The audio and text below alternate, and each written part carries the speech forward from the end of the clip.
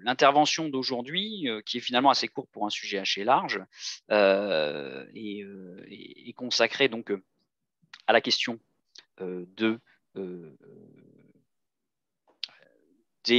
l'organisation des élections professionnelles, de manière générale dans le versant hospitalier de la fonction publique.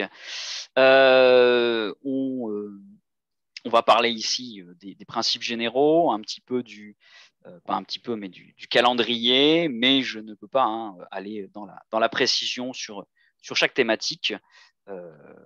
On va parler de manière globale avec bien entendu des exemples. Alors, je suis quand même un petit peu embêté sur le fond parce que les textes sur les CAP et la composition des CAP dans le versant hospitalier ne sont pas, à l'heure à laquelle je parle, parus au journal officiel, et je trouve ça un petit peu curieux, mais bon, nécessité fait loi de parler d'effectifs lorsqu'on sait légalement pas clairement à quelle sauce sera mangé le décret de 2003. Enfin, si, on le sait, mais du moins, moi, j'attends toujours la sortie d'un texte avant d'aller derrière. En tout état de cause, en termes d'effectifs, oui, le guide vous indique donc, notamment pour les CAP catégorie B filière soignant, bien entendu, de tenir compte du reclassement des aides-soignants en catégorie C dans ce nouveau corps. C'est le guide qui vous le propose et je trouve ça pertinent. Maintenant, eh bien, on attend les textes pour que ça soit clair. Ce guide, je l'ai mis dans le fil de discussion directement en téléchargé. Moi, je vais surtout m'appuyer sur les exemples, sur le CSE, c'était. Alors, donc, en ce qui concerne les principes généraux des élections professionnelles, on va voir un petit peu ce qui encadre l'ensemble de ces élections professionnelles. Et vous aurez une vision. Alors, le guide, je l'ai mis dans le fil de discussion, donc remontez un petit peu, Monsieur Berdin, dans le fil de discussion, à un moment, vous avez ah oui, à moi, Otepanidis, oui, bon, autant pour moi.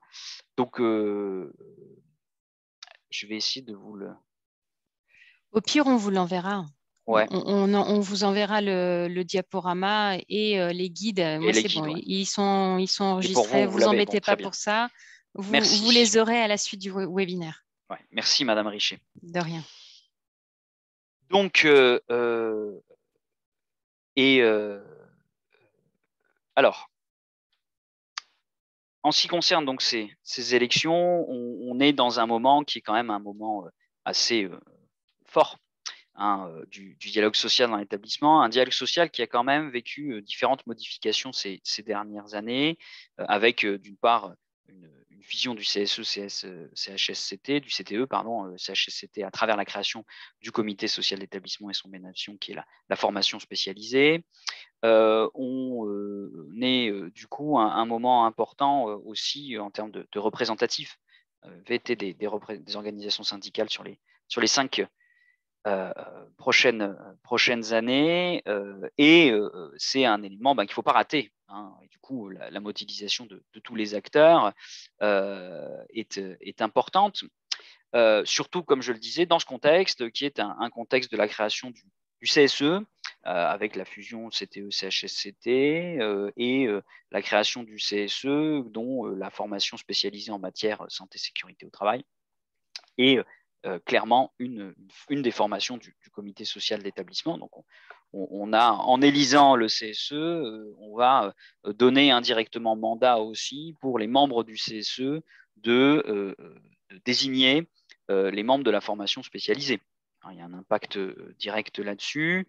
Il ne faut pas oublier aussi qu'il y a une importance liée au CAP, avec aussi des modifications liées aux compétences des commissions administratives paritaires qui sont assez diminuées du fait de la loi de transformation de la fonction publique et du décret du 29 novembre 2019 sur les LDG et les commissions administratives paritaires. Merci Florent. Est-ce que tu pourrais nous rappeler rapidement quelles sont justement les instances qui seront élues et grosso modo leurs compétences? Oui, avec plaisir. Alors du coup, là, pour les élections prochaines, on va faire une élection multiple hein, avec des petites spécificités. C'est ça qui complique un petit peu ces élections. Des petites spécificités en termes de candidature, en termes d'agents, bien sûr, concernés. Donc, les élections ont pour but là d'élire notamment les représentants du personnel, hein, puisque c'est d'élection pour les représentants du personnel pour les commissions administratives paritaires. Alors, en termes de compétences, les commissions administratives paritaires, leurs compétences ont été diminuées. Pour le dire très très simplement, la commission administrative paritaire n'a plus de compétences préalables pour tout ce qui est décisions qui sont des décisions considérées comme favorables à la situation de l'agent, sachant que la commission administrative paritaire, bien sûr, va se pencher sur des décisions individuelles. Hein, la CAP, a priori, on gardera nos 10 CAP, et qui va se prononcer sur la situation individuelle des agents de la commission, relevant de la commission administrative paritaire concernée. À titre d'exemple, on n'a plus d'avis hein, depuis l'année dernière maintenant sur la titularisation des agents à l'issue d'une période de stage. Mais à contrario, la CAP va se concentrer sur les décisions défavorables. Donc, tout ce qui est décision défavorable, il y aura un avis préalable de la commission administrative paritaire. Grossit franchement le trait. Ce sera aussi un organe hein, de contestation des évaluations, par exemple, ou plus largement de décisions individuelles défavorables a posteriori, notamment par exemple pour des contestations d'octroi de congés de formation professionnelle, pour parler de quelque chose qui est en lien direct en termes de financement notamment avec l'ANFH. Autre organisme qui autre instance qui va être élue, c'est les CCP. Donc pour être très clair, commission consultative paritaire, c'est un petit peu la CAP des contractuels. C'est la CAP des contractuels qui concerne les contractuels agents publics. Hein. Dont il y a un CAP, pas par établissement, hein, CAP global pour plusieurs établissements. Et enfin, donc, il y a le CSE qui, lui, n'a pas une compétence pour des décisions individuelles, mais qui a plutôt une compétence pour des décisions collectives, globales. Son avis est nécessaire, rendu nécessaire dans le cadre du processus décisionnel pour tout un tas de décisions d'organisation assez larges. Hein. Là, dans le cadre du Ségur de la santé, c'est un organe qui a quand même beaucoup de motifs de saisine. Par exemple avant le règlement intérieur de l'établissement, mais aussi avant la mise en place de la forfaitisation des heures supplémentaires, si d'aventure il y a un accord. Donc là, ces élections, elles vont avoir pour but de déterminer les agents qui vont siéger dans ces instances. Oui, Bérénice, mais pas que. Mais pas que.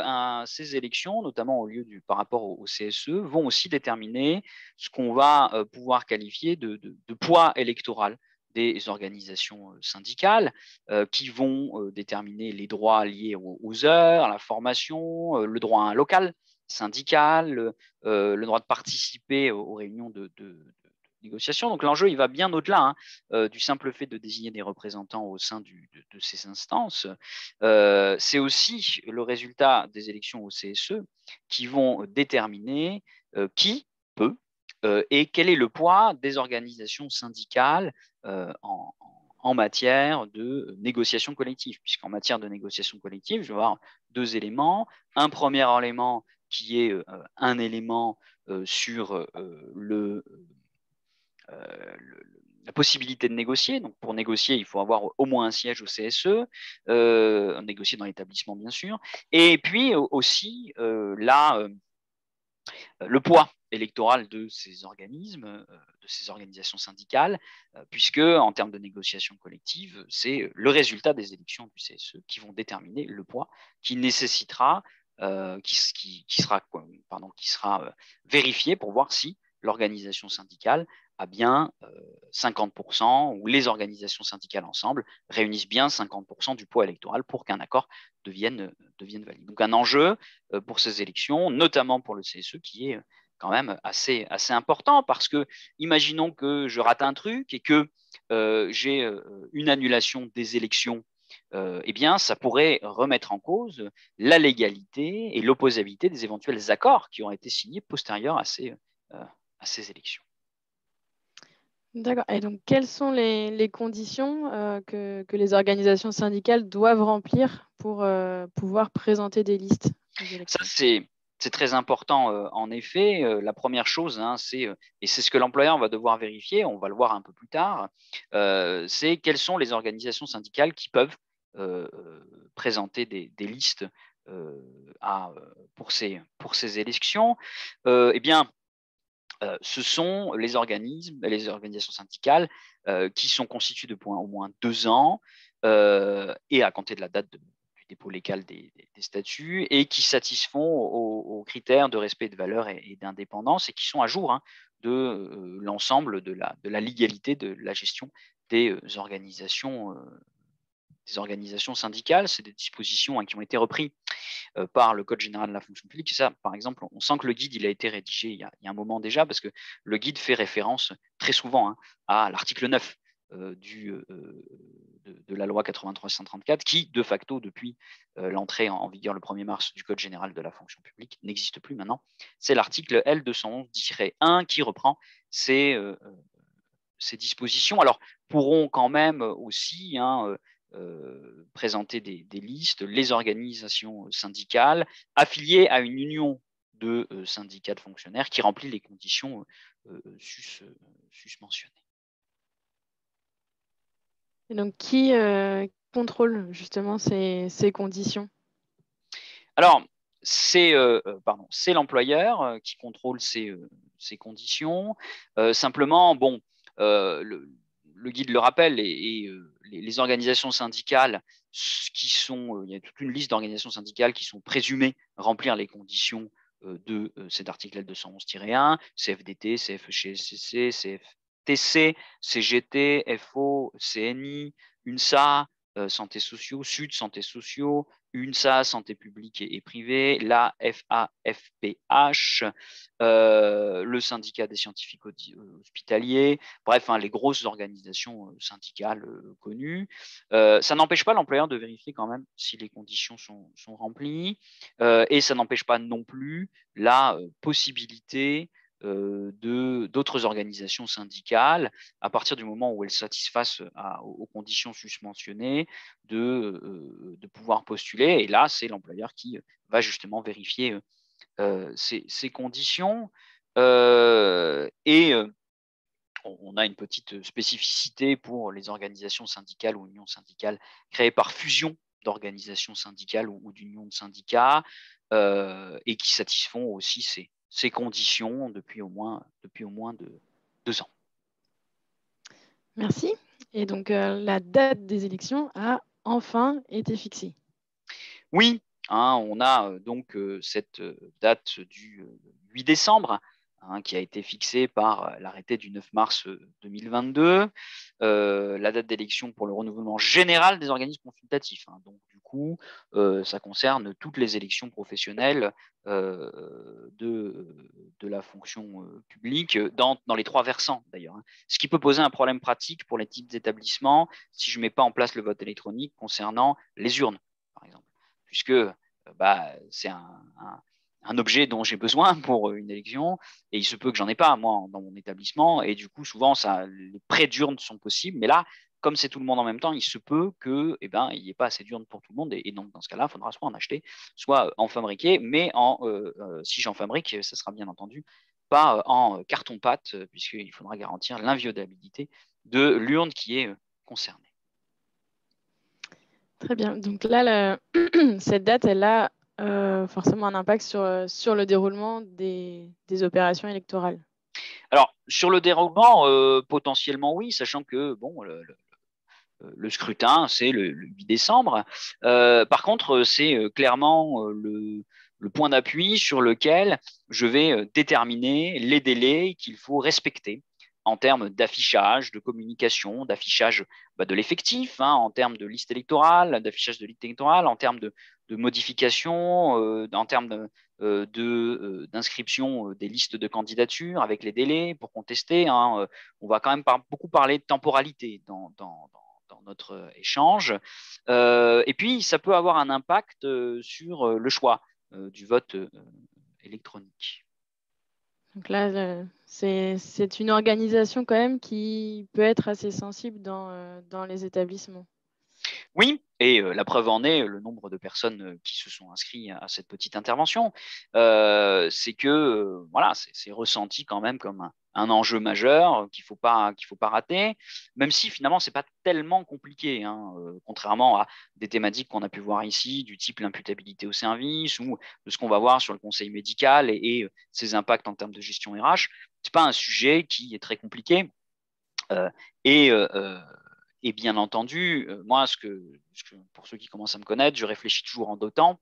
Il y a la question du droit, hein, l'encadrement de la réglementation, mais il y a aussi l'impact du non-respect de ce droit. C'est-à-dire si j'ai un vice dans une processus décisionnel, donc si j'ai un vice dans l'organisation des opérations électorales, quel est le risque juridique et bien entendu, quel est le risque contentieux. Le contentieux des opérations électorales étant un contentieux qui est assez spécifique, que ce soit en termes de délai, et qui se déroule bien sûr devant le juge administratif. Et donc justement, quels sont les impacts d'éventuelles erreurs sur la légalité des élections? Alors, c'est la légalité des processus électoraux qui est appréciée par le tribunal administratif. Je tiens quand même à tempérer un petit peu certaines craintes que je rencontre dans les établissements. Oui, il faut respecter ce que je vais vous dire, en tout moins ce qui ressort de la réglementation, et même si on peut encore faire mieux, c'est très bien. Maintenant, le juge administratif, le juge suprême, contrairement au privé, ne considère pas que de simples irrégularités permettent l'annulation en soi d'opérations électorales. Ça, on a fait quand j'étais au cabinet plusieurs contentieux d'un côté ou de l'autre, hein, en matière d'opérations électorales. Quand j'étais du côté établissement, on a toujours gagné. Malheureusement, du côté syndicat, ce que j'avais dit d'emblée au syndicat concerné, c'est qu'il y avait quand même de peu de chances de gagner, étant donné que l'important, ce n'est pas tellement le vice en tant que tel, mais c'est l'impact de ce vice sur l'insincérité du scrutin. Pour le dire autrement, c'est est-ce que le vice est susceptible d'avoir eu un impact sur le résultat des élections. Et si j'ai un résultat qui est d'une clarté limpide, avec une organisation syndicale qui a 1000 voix et l'autre qui en a 10, celle qui en a 10, sauf à approuver une fraude massive ou un dysfonctionnement massif, même s'il y a 2-3 petits trucs qui n'ont pas été, même si il y a des éléments qui ne sont pas normaux, on s'entend, hein, qui ne devraient pas exister, mais le juge nous dira que en tout état de cause, hein, même s'il constate un élément, en tout état de cause, eh bien, il n'y a pas eu d'impact sur la sincérité du scrutin, et par suite, il n'y a pas d'annulation des opérations électorales. Les grands cas d'annulation récentes qu'on a eu, c'est notamment la PHM à Marseille, mais c'est un problème de vote électronique. Et c'est un problème de choix par les organisations syndicales eux-mêmes et l'employeur de processus d'identification dans le cadre de la procédure de réassort qu'on va voir et qu'il est aisé d'éviter. Merci Florence, c'est très clair. Et donc dans ce cas-là, on peut maintenant s'intéresser justement au commencement des élections et notamment quel est le mode de scrutin pour ces élections professionnelles. Alors, on est dans un mode de scrutin à la proportionnelle, mais sur le fait de donner les sièges, hein, on va voir, hein, c'est un système qui est très intéressant, que j'aime beaucoup en tant que citoyen. Je me dis que ça se pourrait être bien en tant que citoyen de s'inspirer de ça, c'est le coefficient électoral et la règle de la plus forte moyenne. Hein, c'est là-dessus qu'on va fonctionner la plupart des élections professionnelles dans la fonction publique. C'est un scrutin proportionnel et c'est un scrutin qui est un scrutin de sigle ou un scrutin de liste. Alors, liste, sigle, est-ce que c'est possible de préciser? Oui, hein, on va parler de scrutin de liste. c'est dans le cas où on va voter pour une liste. Alors, c'est important aussi, et ça, c'est un des éléments du vote électronique, c'est qu'on ne peut pas choisir les gens sur la liste. On vote pour la liste en entier. Et même s'il y a des gens qu'on n'aime pas sur la liste, et ben, soit on vote pour la liste, soit on vote pour une autre liste, soit on vote blanc, soit on ne vote pas. Alors l'avantage, c'est justement cette question-là, quel est l'avantage avec le vote électronique par exemple? C'est qu'en termes de vote électronique, je n'ai pas de bulletin nul, puisque je ne peux pas écrire sur le bulletin. Alors que en termes de vote papier, eh bien, j'ai parfois des bulletins nuls parce que les agents vont barrer ou pas des noms sur la liste qu'ils ne souhaitent pas. Donc là, je vote pour une organisation syndicale, mais surtout pour la liste de cette organisation syndicale. En matière de scrutin de sigles, eh bien, on va avoir des organisations syndicales, mais sans nom. On va avoir le sigle de l'organisation syndicale concernée et les agents vont voter pour l'organisation et pas pour une ou plusieurs personnes. Le scrutin, par exemple, alors le scrutin de sigle, c'est seulement pour les petits établissements. Pour le comité social d'établissement, on va avoir un scrutin de cible qui est obligatoire lorsque l'établissement a moins de 50 agents. Pour les CAP, souvent la question se pose un peu moins parce que j'ai les CAP départementales en fonction du nombre d'agents relevant de la CAP qui restent malgré tout en vigueur. Là encore, je mets des bémols parce que le décret n'est pas sorti, mais je pense qu'il sortira dans ces conditions-là. C'est que avant, on avait 10 CAP. La loi de transformation de la fonction publique est partie sur l'idée de faire 3 CAP par catégorie minimum, ce qui mettait fin au CAP départemental. Et à l'hospitalière, on est resté sur, a priori, on restera sur 10 commissions administratives paritaires. Du coup, c'est plutôt pour le CSE qu'on va avoir éventuellement cette situation du sigle. Ok. Je suppose que ces élections, elles doivent se préparer avec les organisations syndicales des établissements. C'est mieux, mais ce n'est pas aussi strict que dans le privé. Par exemple, il n'y a pas d'obligation de signer un protocole préélectoral. C'est quelque chose de plus souple. Dans le privé, c'est une obligation, mais cette obligation ne s'impose pas aux élections dans la fonction publique. Bon, on peut tout à fait fonctionner sans protocole électoral et organiser les élections. Maintenant, c'est bien de faire un protocole électoral.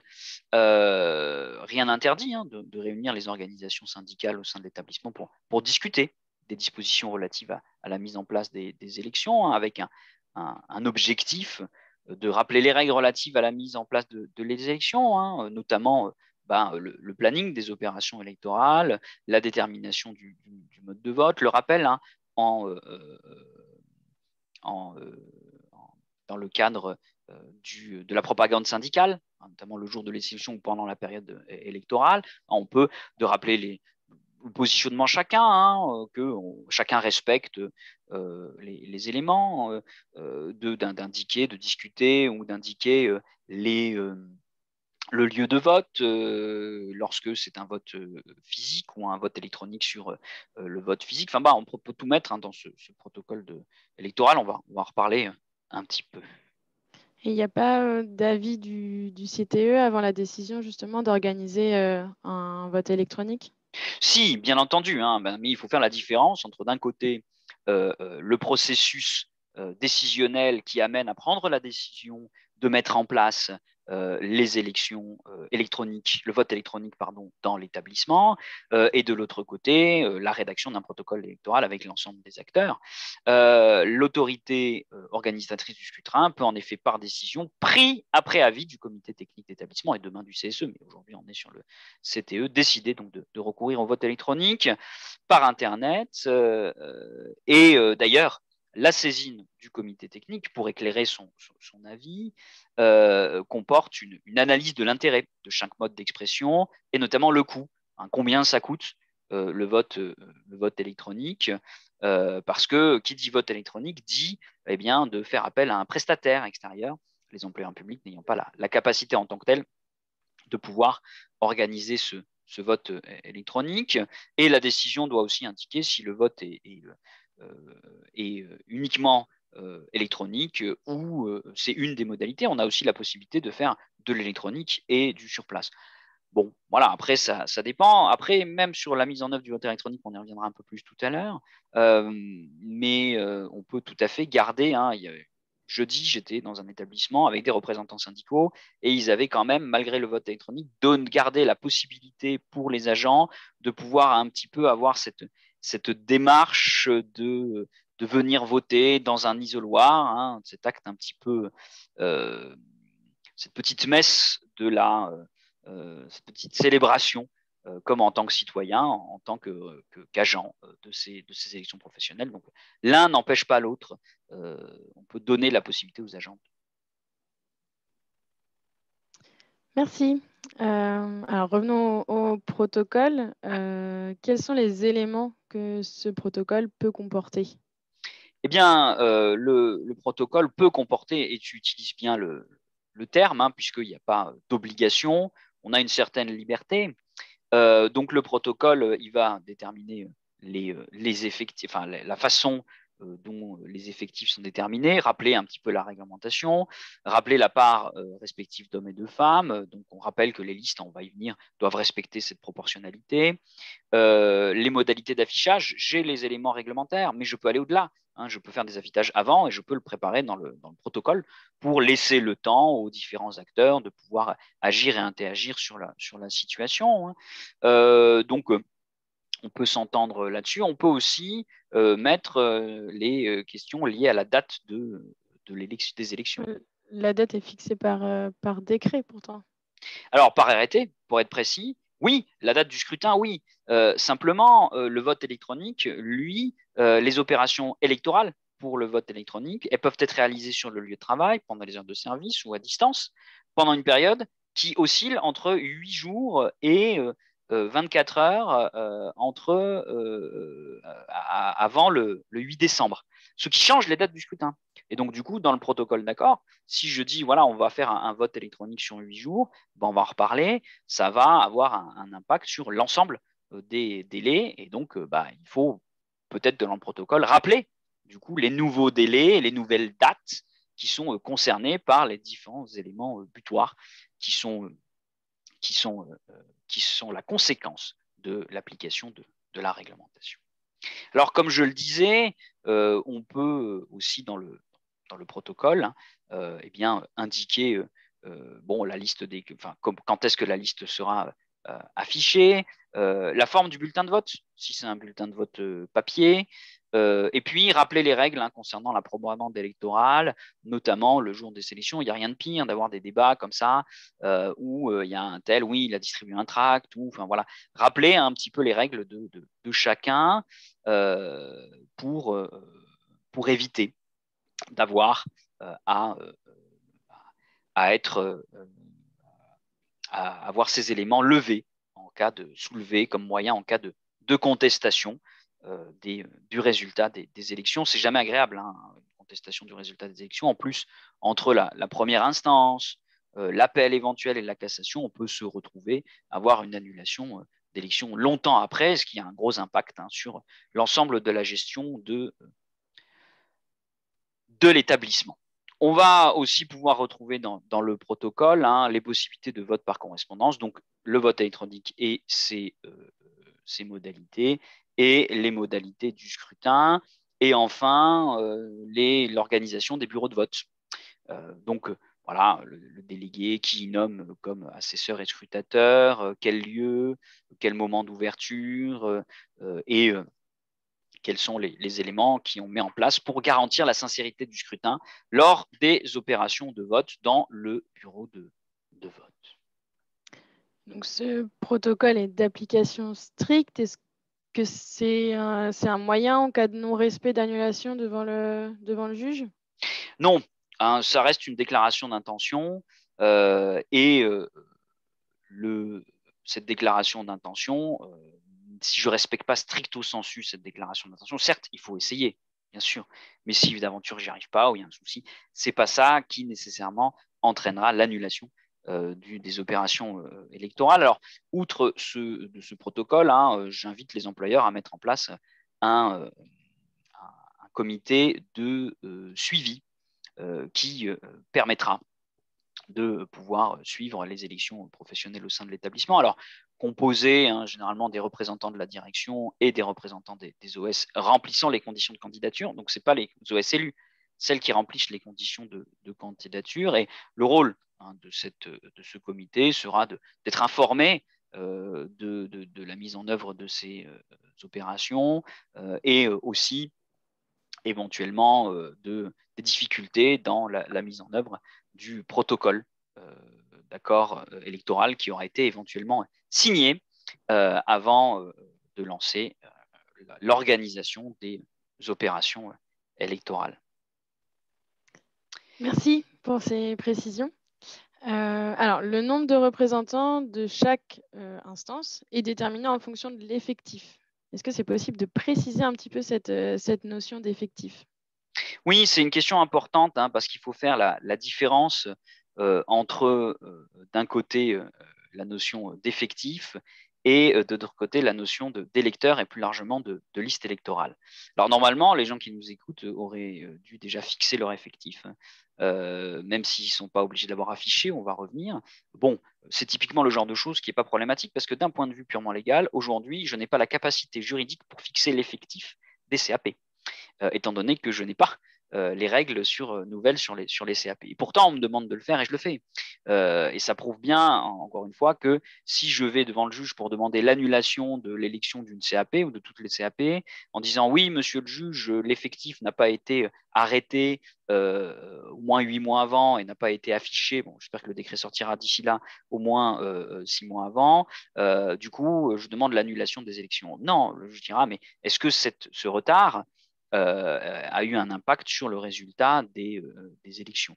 Donc, il faut raison garder sur l'impact de ces délais. Donc, deux notions, la notion d'effectif et la notion de liste électorale. Donc, ce ne sont pas les mêmes agents? Si, ce sont les mêmes agents, mais avec un objet différent et surtout apprécié à un moment différent. On peut tout à fait avoir une situation où j'ai un effectif qui ne correspond pas au nombre d'agents inscrits sur la liste électorale. Puisque je vais y revenir, mais s'agissant de l'effectif, il a pour objet de déterminer le nombre de sièges à pourvoir en fonction des types d'élections qui vont être mises en œuvre, et puis aussi de déterminer la part respective de femmes et d'hommes dans chacune de ces effectifs. C'est une sorte de parité? Non, ce n'est pas une parité, c'est une proportionnalité. Mais on y viendra tout à l'heure. Simplement, vous le savez sûrement, mais les listes de candidats vont devoir comporter un nombre proportionnel équivalent d'hommes et de femmes au nombre d'hommes et de femmes qu'il y a dans les effectifs de l'établissement. Alors, pour faire un point, je vais prendre un exemple qui est celui d'un texte qui est sorti, qui est celui du CSE dans les établissements publics de santé. Je ne parle pas des GCS qui ont un nombre de représentants différents. Donc, pour les établissements publics de santé, on a un nombre de représentants titulaires qui oscille en fonction de l'effectif, entre 3 et 15 représentants en fonction de l'effectif, et un nombre de suppléants qui est égal au nombre de titulaires, et donc derrière, aussi un représentant élu de la CME ou de la CME unifiée.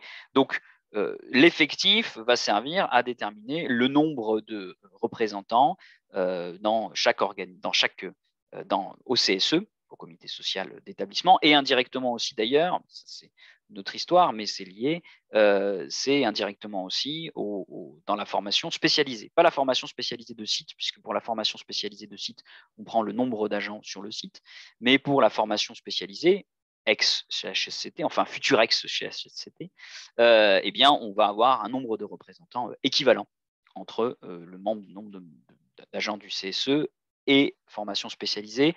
Simplement, ce ne sera pas les mêmes.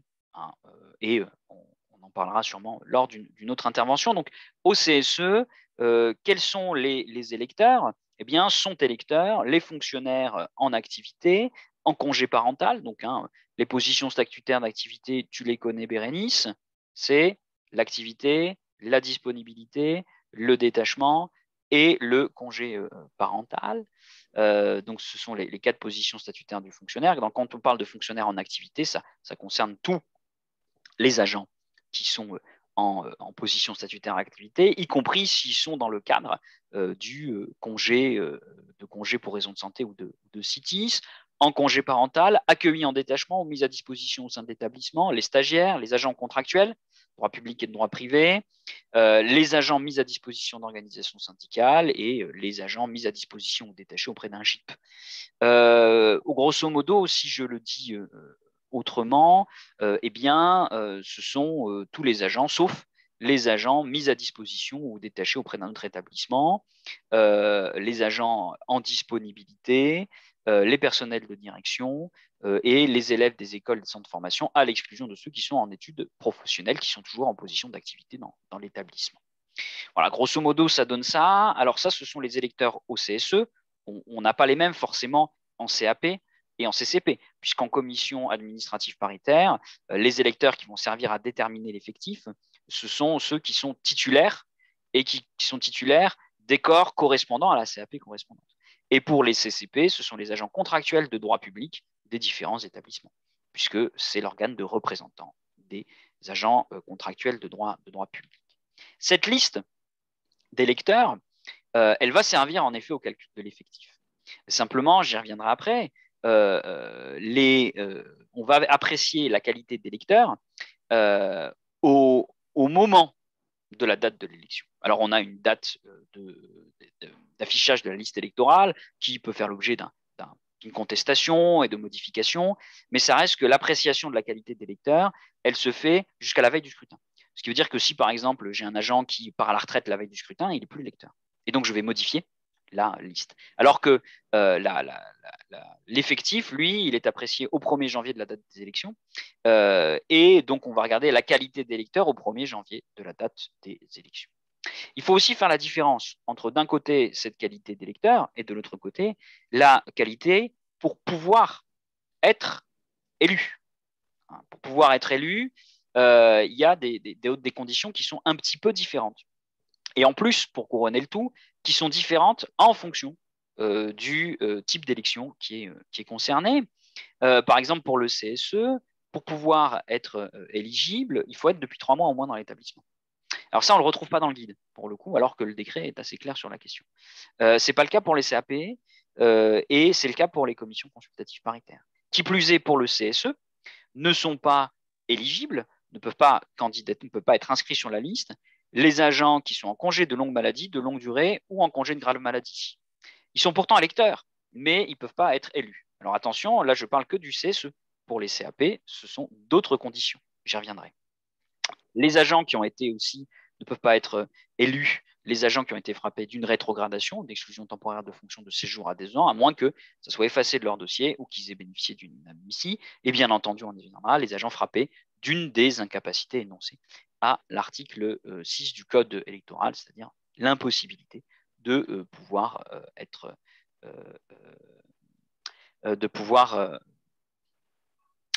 élu. Et donc, petite question, les agents suspendus sont-ils électeurs? Alors, si, Bérénice, tu parles des agents suspendus à titre conservatoire dans le cadre d'une procédure disciplinaire, ils sont toujours en activité, bien entendu, ils sont électeurs. Et ceux qui seraient suspendus dans le cadre de l'obligation vaccinale? Alors, pour le coup, là, c'est à partir du moment, c'est mon point de vue, c'est partagé par la DGOS pour le coup et le guide, c'est qu'à partir du moment où ils sont en position d'activité, je ne vois pas de possibilité réglementaire pour les exclure de la liste des électeurs, ni même de la liste des candidats, quelque part, parce qu'ils ne sont pas dans une des positions qu'on a évoquées. Tu sais, le droit, hein, c'est du vocabulaire et du texte. Ici, moi, j'ai la liste des agents qui sont électeurs. Cette liste-là me dit les agents en activité. L'agent suspendu reste en activité, position statutaire, même si dans les faits, il n'exerce pas ses fonctions. C'est un peu tordu, mais c'est le résultat de l'articulation de ces différentes dispositions. En tout état de cause, si je reviens sur l'éventuel risque que qu'on ait d'annulation d'élection parce qu'on aurait inscrit 20 électeurs suspendus alors qu'on ne devrait pas les inscrire. Si on imagine que le juge nous dise non, on n'aurait pas dû les inscrire. Si le résultat de l'élection est très large et que ce n'est pas 20 votes qui vont changer la donne, eh bien, pour le coup, ça n'entraînera pas l'annulation des élections. Il faut toujours se penser en termes de risque. Donc, ma réponse est là en 2 étapes, Bérénice. Étape 1, c'est eh bien, légalement, je ne vois pas de moyen de refuser, d'enlever la qualité d'électeur à l'agent. Et deuxièmement, en tout état de cause, il y a fort peu de risques qu'on ait un impact sur le résultat des élections. Est-ce qu'on aurait justement un petit exemple? Oui, de détermination de l'effectif, oui, un truc assez simple. Je prends pour les élections du CSE, du coup, là où on a le texte qui est bien sorti et qui est là. Donc, élection au 8 décembre 2022. L'effectif au 1er janvier 2022, 716. Du coup, on va déterminer cet effectif sur un établissement de 723 agents. Donc, sur ces 723 agents, j'ai 478 fonctionnaires, 12 en congé parental, 85 détachés entrants, 56 sortants, 121 en disponibilité, 5 mises à disposition entrants et 12 sortants. J'ai 176 contractuels, 135 de droit public, 18 de droit privé. Je suis généreux sur ces tons, et 23 en congé non rémunéré. Alors, la circulaire, sur ce sens-là, nous parle de congé non rémunéré, qui est l'équivalent de la position statutaire du fonctionnaire de disponibilité, en parlant de congé non rémunéré pour élever un enfant, congé non rémunéré pour convenance personnelle. Je ne partage pas forcément cette interprétation, parce que moi, c'est de l'exégèse juridique. Le texte me dit qu'ils sont en congé non rémunéré, mais finalement, un agent contractuel de droit public qui est en congé ordinaire de maladie et qui a 4 mois d'ancienneté, il est en congé non rémunéré par l'employeur. Il a les IJ, on s'entend, si d'aventure il remplit les conditions des IJ, mais il est en congé non rémunéré. Bon, après, l'impact, encore une fois, sur le résultat des élections est quand même tout relatif, et le risque n'est pas non plus monumental. Donc, bon, c'est pas gravissime si j'ai ces petites différences. Donc, en matière d'effectifs, qu'est-ce que ça va donner, C'est donc déterminé 8 mois au moins avant l'élection. Donc, ça nous ramène au 8 avril. Donc, je vais avoir un effectif de 504 agents. Eh bien, tout simplement, je vais prendre 773 moins 212 qui sont les agents qui sont détachés sortants, en dispo, mis à disposition 100% sortant ou en congé non rémunéré. Ce qui me ramène à 723 moins 504, ce qui nous fait à 716. 716 moins 504, ce qui nous fait 504 agents. Voilà. C'est vraiment pas très compliqué d'arriver à mettre en place et à identifier cet effectif. Donc là, on a identifié l'effectif, mais tu nous avais indiqué que ce n'était pas la même chose que la qualité d'électeur. Oui, c'est la même définition, mais les conditions pour être électeur sont, elles, appréciées au plus tard lors de l'affichage des listes électorales et au plus tard à la date de l'élection. Donc, ce qui veut dire que je peux avoir une différence entre les deux. La liste d'électeurs est affichée dans l'établissement au moins 60 jours avant la date fixée par le scrutin. Alors, quand je dis au moins, ça veut dire qu'on peut l'afficher avant. Et ça, c'est plutôt bien d'essayer d'être mieux que les délais qui sont indiqués. Alors, au moins avant la date, 60 jours avant la date fixée par le scrutin, ça nous ramène au 7 octobre 2022, où la liste électorale doit être affichée. Donc, qu'est-ce que c'est que cette liste électorale? Ce sont les agents qui, au moment de l'élection, pourront a priori remplir les conditions pour être électeur, ce qui veut dire qu'on peut anticiper, et notamment tenir compte des agents qui partent à la retraite ou des agents qui ont fait une demande de détachement à 100%.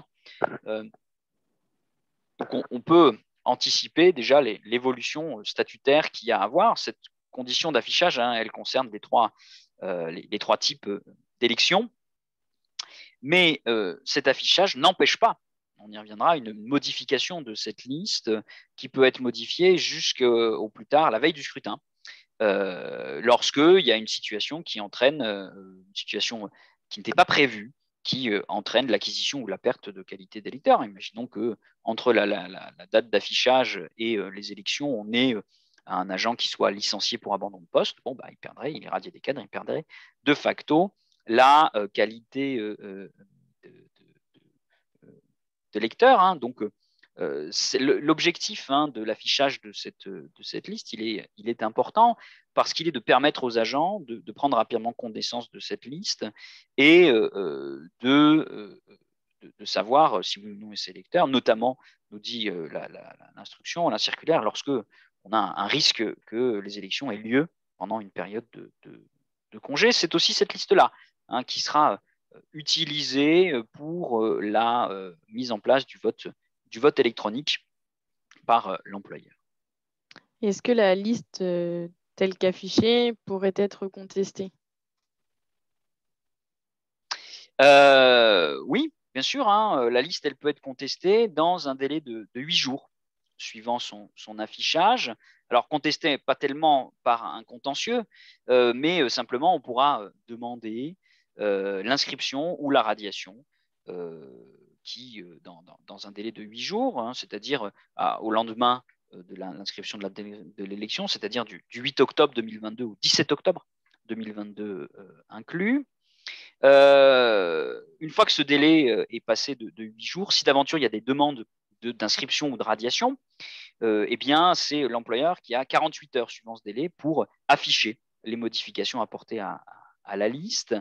Donc, il a jusqu'au mercredi 19 octobre 2022 ou plus tard pour afficher ces modifications. Et à nouveau, là, pendant 5 jours, à compter de cet affichage, eh bien, donc du 20 octobre 2022 au 24 octobre 2022, on peut faire des réclamations contre les inscriptions ou les radiations qui ont été prononcées. Et dans ce cas-là, le directeur a 24 heures, ou la directrice, ou le chef, a 24 heures pour pouvoir se prononcer sur ces demandes de radiation, ce qui nous ramène tout ça au 25 octobre 2022, c'est-à-dire, on le verra plus tard, l'avant-veille de la date limite de dépôt des listes de candidatures. Et donc, à l'issue de cette période, les listes électorales sont closes. Alors oui, en tout cas, elles ne peuvent plus, on ne peut plus avoir de demande de radiation ou d'inscription. Donc on a grosso modo, si je calcule tout ça, 16 jours suivant l'affichage pour arriver à faire des demandes.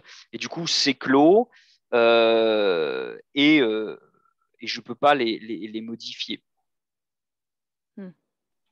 Alors, je ne peux pas les modifier, ce n'est pas pour autant que les modifications sont impossibles, comme je l'ai expliqué en amont. On a la possibilité de faire une révision, comme je le disais, si j'ai un agent qui perd la qualité des lecteurs entre la clôture et la veille de la date des élections. Donc, par exemple, il est mis à la retraite, il est mis en dispo, il change d'établissement par une mutation. Mais enfin, ça, c'est des choses qu'on peut anticiper quand même. La mise à dispo, ça n'arrive pas comme ça. Il y a une demande, l'employeur peut demander un préavis, le changement d'établissement, la mutation, pareil.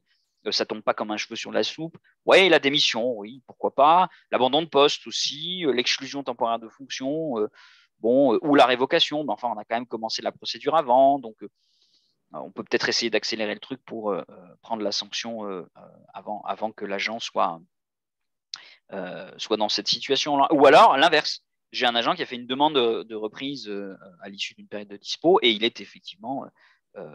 reprend effectivement ses fonctions.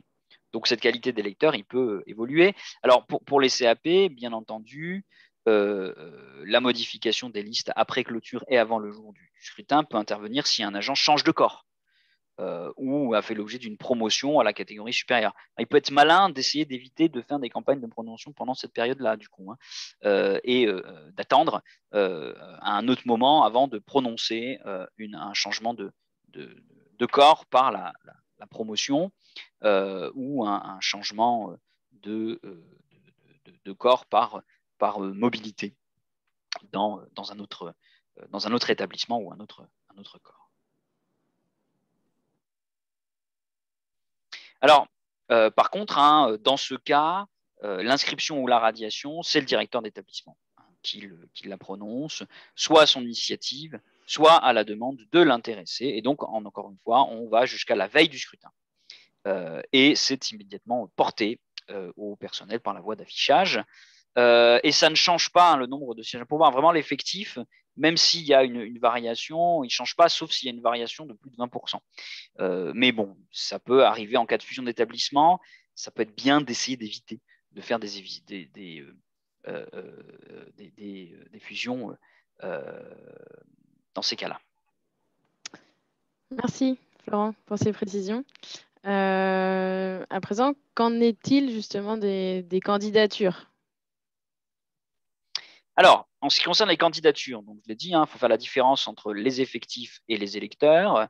Donc, en termes de candidature, chaque candidat, soit de candidature, doit comporter, bien entendu, le nom du délégué, en cas de scrutin de liste, hein, sinon c'est du sigle. Le sexe de l'agent, parce qu'on en a besoin pour savoir si on est sur la proportionnalité, le nom de l'instance, ça peut être bien quand même, et le nom du représentant de la liste. Alors ça, il est important, le représentant de la liste, parce que ça va être l'interlocuteur privilégié dans le cadre des procédures de la préparation des élections à compter de l'inscription du dépôt des listes. Et avec une possibilité de nommer un délégué suppléant, le nom de l'organisation syndicale au titre de laquelle la liste est déposée, bien sûr, et on a un accusé de réception, un récépissé du dépôt. Il y a un modèle type hein, qu'on retrouve dans le guide de récépissé de cette candidature. Alors, les candidatures, bien sûr, sont présentées donc, par les OS qui remplissent les conditions du Code général de la fonction publique, hein, donc existence depuis 2 ans, répondre aux obligations, être à jour de tout. Ça sera un élément que vérifiera d'ailleurs l'employeur au moment de la réception des listes. Et quels sont les délais pour présenter les candidatures? Les délais, eh bien, on a un délai de 42 jours avant la date des élections, soit le 27 octobre au plus tard. Donc, ce que je dis tout à l'heure, un 25 octobre, fin de l'affichage des listes électorales, et 27 octobre, date limite du dépôt des listes. Mais encore une fois, c'est une date limite du dépôt des listes. On peut tout à fait déposer les listes avant cette date limite. Alors, de la même manière que l'effectif n'est pas le même que les agents électeurs, eh bien, les agents éligibles, ceux qui peuvent faire acte de candidature, ne sont pas les mêmes que les électeurs. Je l'ai déjà dit pour le CSE, hein, je vais reprendre rapidement ces éléments. En termes d'éligibilité, sont éligibles les électeurs avec quelques limites. La première limite pour le CSE, c'est que ne peuvent pas être élus les personnels qui sont en congé de longue durée, de longue maladie, de grave maladie, mais également ceux qui sont rétrogradés ou qui ont fait l'objet d'une exclusion temporaire de fonction, sauf s'il y a amnistie de l'agent ou que ça a été effacé de leur dossier. Alors, c'est intéressant parce que le guide il nous précise que les agents en CLM fractionné, eux, restent éligibles. Je trouve ça intéressant parce que le CLM fractionné, légalement, il n'existe pas. En tout cas, pas encore. On n'a pas encore le décret nécessaire. Et je trouve ça curieux qu'on fasse une différence entre CLM et CLM fractionné. Alors, oui, c'est le fait que l'agent en CLM, il n'est pas là du tout et que l'agent en CLM fractionné, il est là de temps en temps.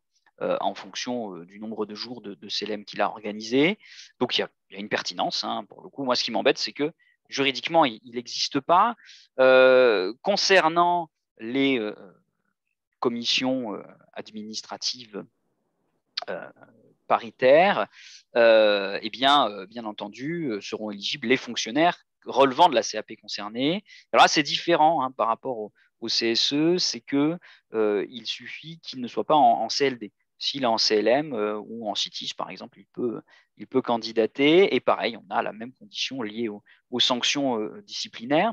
Et enfin, concernant les commissions consultatives paritaires, sont éligibles les agents contractuels, bien sûr, hein, puisqu'on est sur l'organe de représentation des contractuels, sauf les agents en congé de grave maladie ou ayant fait l'objet d'une exclusion temporaire de fonction d'au moins 3 mois, à moins que, là encore, j'ai une amnistie. Et enfin, pour les trois, bien entendu, ne peuvent être candidats ceux qui sont frappés d'une incapacité électorale prévue par le code électoral, une mesure de tutelle, par exemple, ou une interdiction d'un tribunal. Alors, il y a aussi pour la CCP et le CSE, excuse-moi, Bérénice, une condition d'ancienneté. On a une condition d'ancienneté, c'est être en fonction pour le CSE et CCP uniquement depuis au moins 3 mois dans l'établissement. Ce n'est pas le cas pour la commission administrative paritaire. Donc, ma question, c'était quand est-ce que l'éligibilité est-elle appréciée finalement? Alors, l'éligibilité doit être appréciée à la date de dépôt des candidatures, et non pas à la date de l'élection, à la date de dépôt des candidatures. Le candidat doit à cette date remplir effectivement les conditions énoncées. S'il perd après, tant pis, il sera quand même candidat.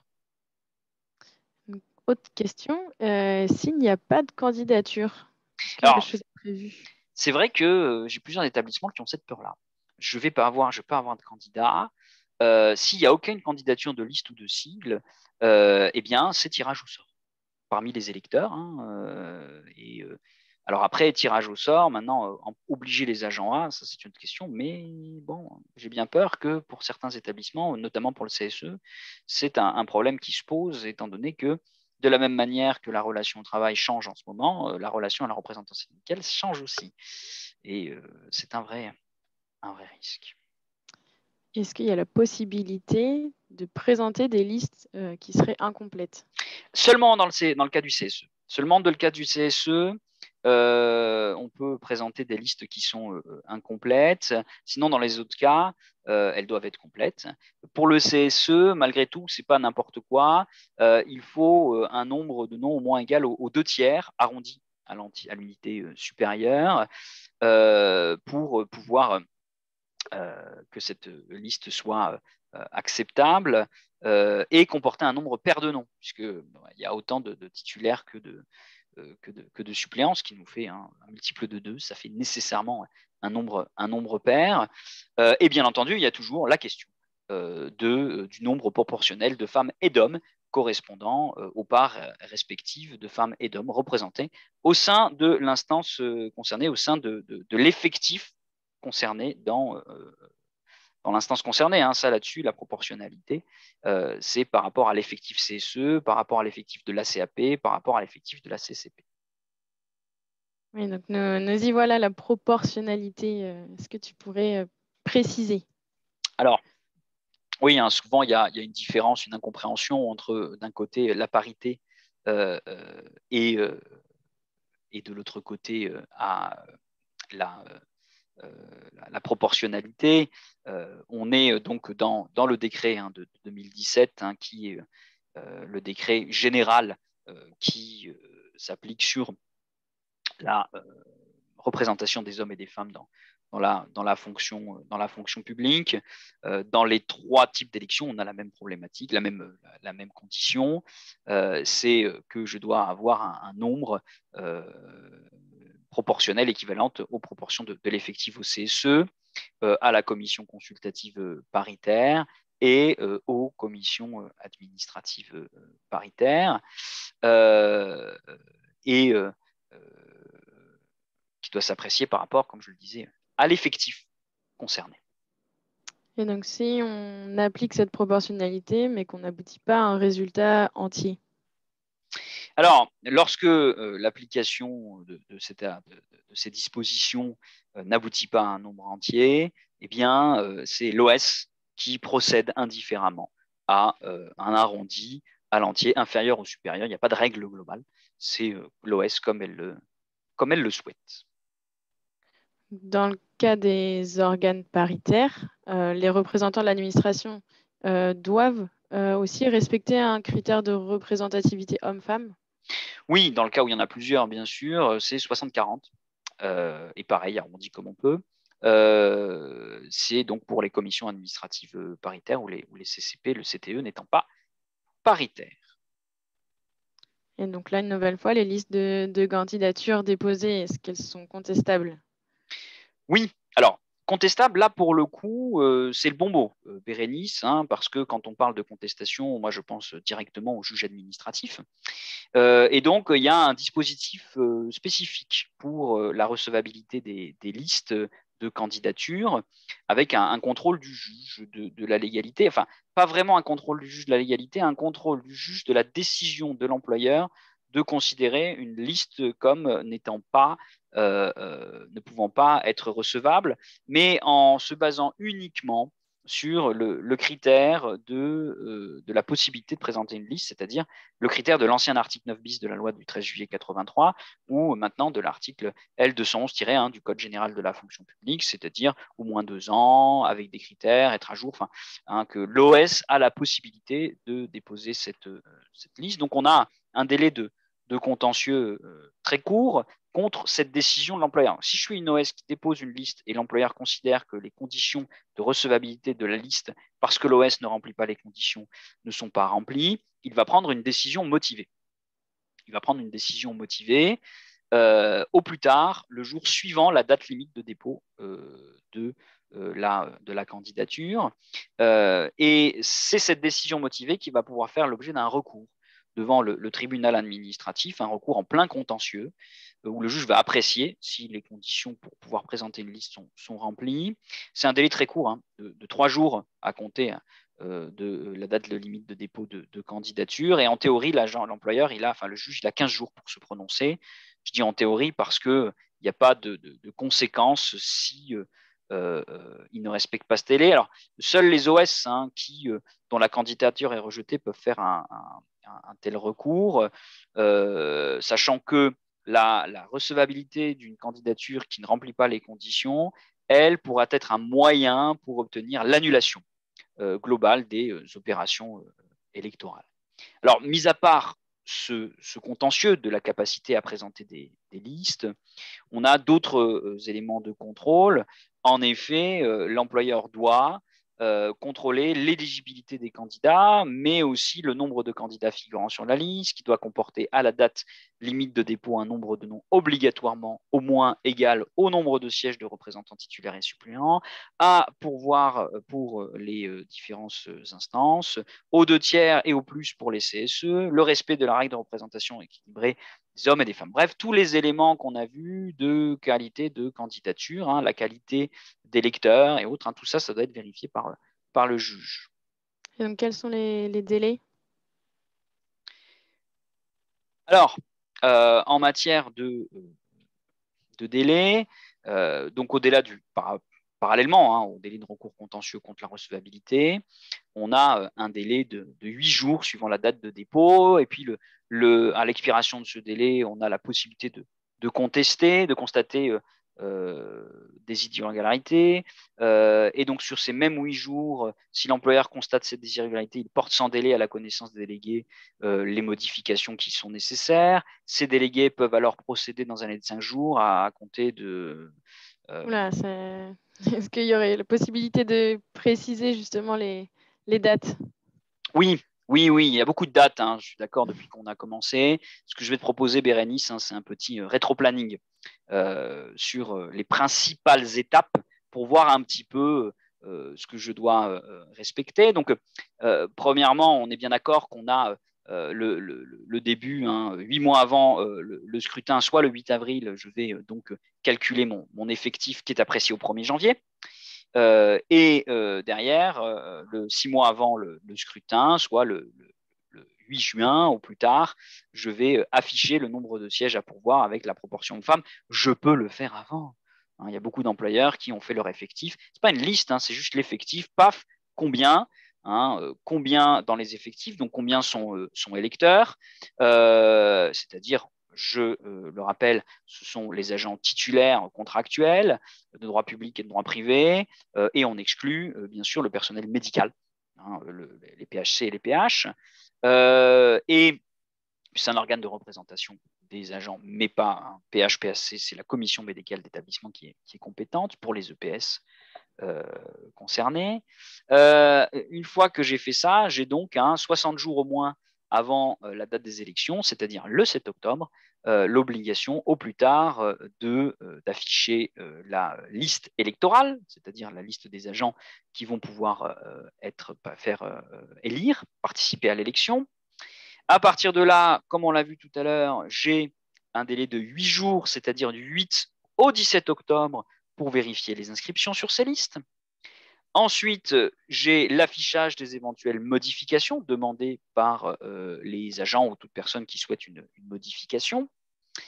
Et à partir de là, j'ai un délai de réclamation de 5 jours, du 17 au 22 octobre.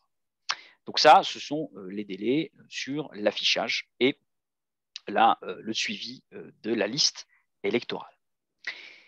S'agissant donc de cette liste, comme je l'ai dit, au 25 octobre, j'ai la clôture des listes électorales. Et comme je le disais, 48 heures plus tard, c'est-à-dire au plus tard le 27 octobre, je dois, 42 jours avant la date des élections, déposer mes listes de candidats. Donc, c'est les OS qui vont déposer les listes de candidats. Je peux les déposer avant. Si les OS ont le liste prête, à la limite, ils pourraient limite le faire aujourd'hui à partir du moment où ils ont l'effectif et le pourcentage de femmes et d'hommes.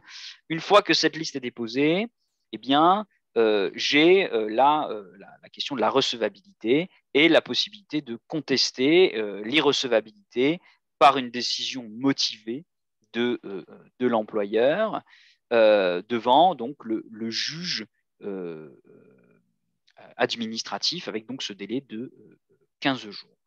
Et puis parallèlement, sans parler de la possibilité de déposer la liste, eh bien, j'ai une période de vérification des listes du 24 octobre au 4 novembre où chaque acteur peut dire voilà, ça ne va pas, lui, il n'est pas éligible et autres. Dans les modifications nécessaires, l'employeur va les communiquer aux OS concernés, OS qui auront un délai de 5 jours à compter du terme de ce délai, c'est-à-dire du 5 au 9 novembre, pour modifier les listes. Et donc, j'aurai un affichage de ces listes à l'issue de l'ensemble de ces périodes.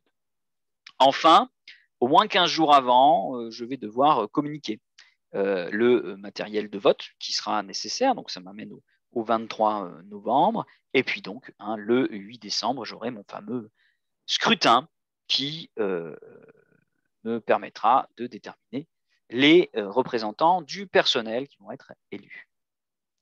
Merci, c'est plus clair. Alors, est-ce que maintenant, on pourrait parler du vote électronique? Oui, rapidement, Bérénice, parce que j'ai déjà commencé à en parler, et puis c'est un sujet de toute façon en soi, ce vote électronique. Est-ce qu'il a un impact justement sur les délais que tu as mentionnés? Alors, c'est une question qui peut faire sujet à débat. À mon sens, il me semblerait, oui. Et la note, le guide de la DGOS va dans ce sens également. C'est-à-dire que comme le vote électronique, il ne se fait pas uniquement le 8 décembre, mais il peut se faire dans une période d'élection qui peut être minimum 24 heures et jusqu'à 8 jours avant la date de les élections, ça décale tout. Si je prends la date du début du scrutin, puisque le texte, il me parle toujours de date du scrutin. Donc, bon, est-ce qu'on considère c'est 8 décembre ou c'est 8 jours avant? On peut avoir une interprétation extensive comme le fait le guide. Si, par exemple, on nous dit que l'expiration du délai pour contester les listes, c'est le 25 octobre. Si je fais un vote électronique avec 8 jours avant qui commence, ça ne serait pas le 25, mais le 18 octobre. Donc, en fait, on décalerait tout du nombre de jours qui est concerné.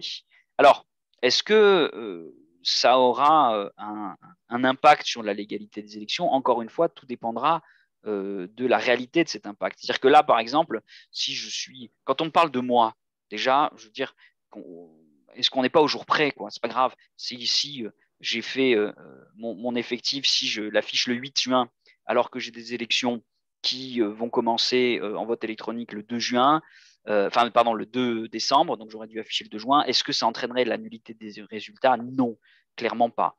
Par contre, quand on commence par parler en jours, peut-être qu'il serait intéressant d'être un peu plus précis sur ces durées-là. Alors, est-ce qu'on peut justement s'intéresser aux conditions de mise en œuvre du vote électronique? Oui, de manière assez succincte là encore.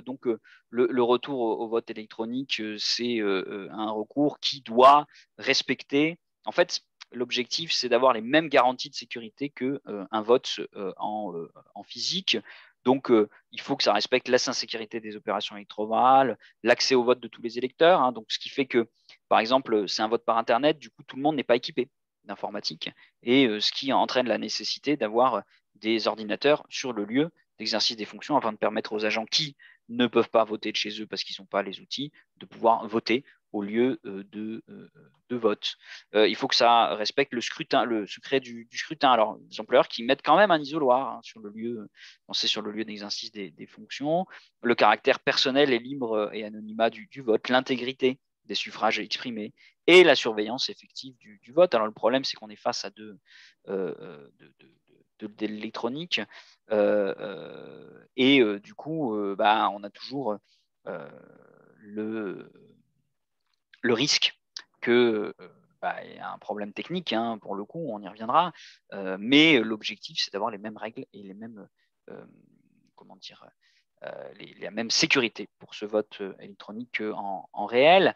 Donc, la décision de l'autorité organisatrice, du coup, fixe les conditions de vote, donc les modalités de fonctionnement, les jours et heures d'ouverture du scrutin, l'organisation des services, la composition de la cellule d'assistance technique pour aider les différents interlocuteurs, la liste des bureaux de vote électronique et leur composition, puisqu'il y a quand même un bureau de vote électronique, la répartition des clés de chiffrement pour garantir la sécurité du vote et du bureau de vote concerné, les modalités de fonctionnement du centre d'appel pendant toute la période, puisque on va avoir des agents qui peuvent se poser des questions, et il faut qu'il y ait un centre d'appel qui peut répondre à ces questions, les scrutins qui vont être concernés par ce vote électronique, les modalités d'accès au vote, donc comme je le disais, des agents qui n'ont pas de poste informatique sur leur lieu de travail, avec les horaires et à quel endroit et comment. Si j'ai plusieurs modes de recours, quelle est la place du vote électronique, et bien entendu, il faudra une déclaration CNIL et aussi un test préalable pour la mise en œuvre de ce vote électronique. Comme nous l'avons vu, donc la décision, elle est prise après avis du CTE. Oui, tout à fait. Tout à fait. C'est un élément de procédure important parce que si je n'ai pas l'avis du du CSE, du CTE, on est dans l'illégalité. Et donc, la période de vote, c'est ce que tu nous disais, elle s'étale entre 24 heures et 8 jours avant la date du scrutin fixée par l'arrêté. C'est tout à fait cela. Elle s'étale dans cette période-là, pendant les heures de service ou à distance, donc 24 heures et 8 jours. Un petit point, mais ça c'est techniquement sur la clôture. En fait, la réalité de la clôture, c'est que on va laisser quand même un temps à l'agent pour pouvoir voter s'il arrive en dernière minute. Il faut qu'il se connecte avant la dernière minute. Après, on va lui laisser un temps qui ne peut pas excéder 20 minutes pour pouvoir réellement procéder à son vote de manière sereine pour garantir la sincérité du vote. Alors, le principal risque en matière de vote électronique, c'est la question des outils et la méfiance liée aux outils, et notamment, c'est tout ce qui va être identifiant, puisque je vais par deux canaux différents communiquer à l'agent à la fois son identifiant, et c'est très différent d'un acteur à l'autre, son identifiant et le mot de passe qu'il doit utiliser pour pouvoir se connecter. et il faut qu'il y ait une protection suffisante. Alors, les différents acteurs de vote électronique sont quand même assez compétents sur la question et ils suivent avec précision les recommandations de la CNIL pour permettre à l'agent de s'identifier sans risque de perte de vote et que quelqu'un vote à sa place, hein, et avec notamment un système de réassort avec une question défi non triviale qui permet de faire le réassort. Alors, chaque scrutin doit donner lieu à l'établissement d'un bureau de vote électronique qui doit exister de manière virtuelle. On a une urne électronique quand même qui est close, qui ne peut pas être ouverte avant la fin des opérations de vote, hein, comme sur du physique. Et on n'a pas un vote commun, hein. Chaque instance concernée va avoir un vote électronique. Et on peut, en tant que de besoin, créer des bureaux de vote électroniques centralisateurs qui ont la responsabilité de plusieurs sites. Alors, bien entendu, le système de vote doit faire l'objet d'une expertise. D'une expertise à part un expert agréé et qui va vérifier si tout est bon. Et donc, 15 jours avant le premier scrutin, on doit communiquer à chaque électeur la notice d'information détaillant le déroulement des opérations électorales, mais aussi un moyen de notification permettant de participer au scrutin.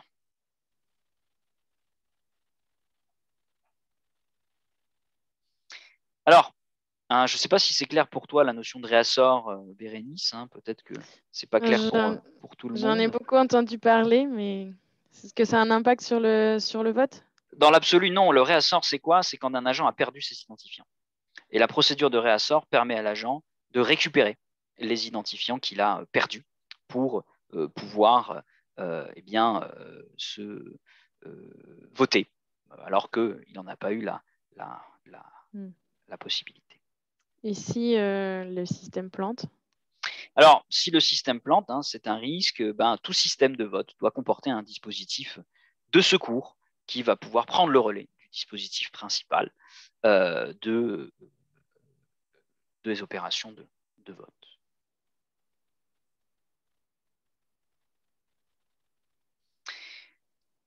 Alors, un petit rappel pour finir avant de répondre aux différentes questions, mais j'ai déjà pas mal répondu au fur et à mesure de ma présentation aux questions sur ce mode de scrutin à la proportionnelle.